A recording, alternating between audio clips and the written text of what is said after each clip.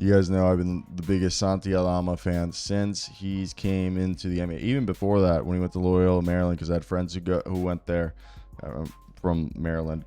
Not from there, but went to high school there, middle school.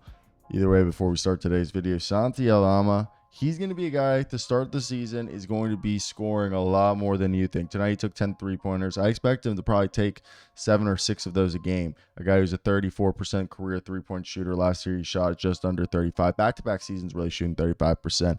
And 27 points is not what he's going to be going out there and doing every night. But no, what Santi Aldama is capable is, until Jaren Jackson Jr. is back, he's capable of being the third option, is what he's shown. And that's because Santi Aldama is a 7-foot, 230-pound front court player who can pass, dribble, and shoot. All right. I know he's listed at 215. He's clearly closer to 220 or 230. I'm pretty sure he came into the league at 215.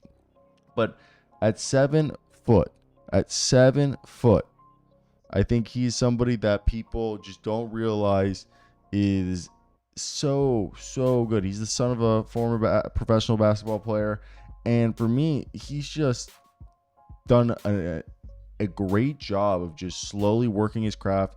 He's a guy who's able to put the ball down on the court, and I think it's just something that when you look at a guy like him, you know he's going to be able to kickstart. Like, I really think he's either a guy who's going to be able to, either in a year or two, when we start to see him hit his peak, be able to run a second unit as like a 6-man, or really be a like a fourth option on a team behind like this, next to Jaren Jackson Jr., Desmond Bane, and Ja Morant. And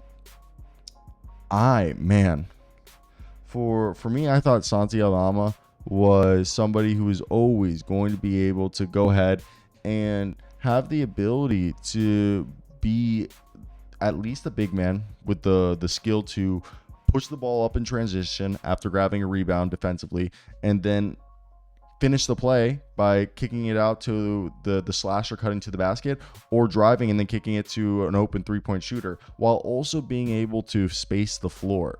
And I think he also shown he's had a good, low post game where he has some scoring chops down there, as well as his ability to rebound and protect the rims. Obviously, it's not an elite level, nor is he going to be like a switch defender in the modern NBA. But his consistency and his just scoring ability, I think, is something that's improving and something that he's clearly good at. So for me, I think that's the biggest thing when I look at this game. When I watch him, I think like, okay. All right. I think they're building something good here, and it's worthy of taking note. I know some people aren't going to be the biggest fan of his because it's not what they want. But to me, I think this is a team that they're with Ja Morant, who's looking like on a mission, with Jaren Jackson Jr. and GG Jackson both being out. I think it puts Santi Aldama in a position to have a lot of success. So that's just my thoughts. I want to hear you guys' thoughts. Short little video to start the season.